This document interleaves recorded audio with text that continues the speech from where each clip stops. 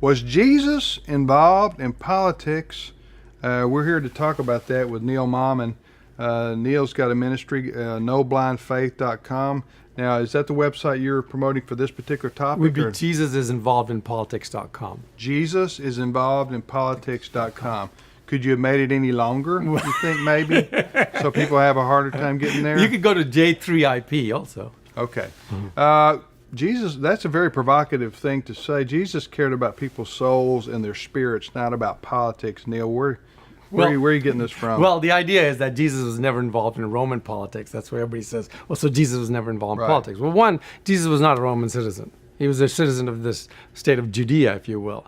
And they had their own legal system. They had their own representative. They had their own government. They had their own lawmakers. In fact, they had a lawmaking body that was called the Sanhedrin. And the Sanhedrin was composed of representatives and senators and judges. And that's the people who made the law for Jesus. These were they had the Torah, which was the top law, and then they were making all the sub-laws.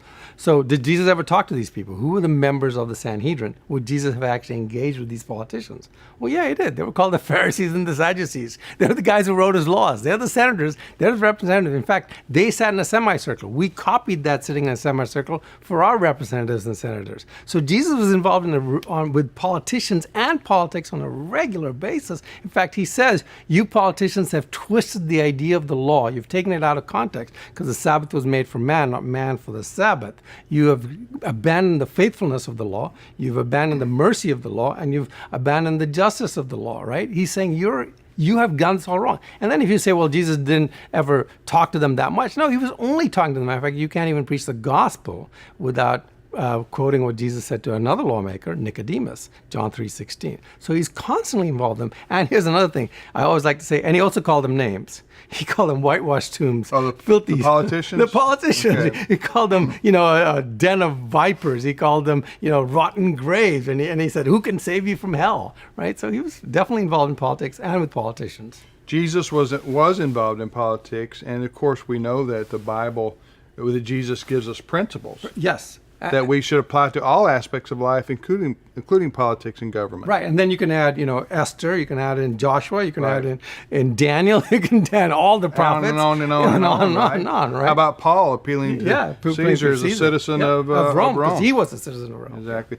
So the answer is Jesus was involved in politics, and it's not unspiritual for Christians today to be involved in politics, to try to influence their government for righteousness' sake. It's not just for any abstract reason. It's for the reason of promoting liberty and also for maintaining our freedom so that we can share the gospel here and abroad. Neil, where can people go to read about this topic? JesusIsInvolvedInPolitics.com. JesusIsInvolvedInPolitics.com. See you next time, folks, on Reason and Company.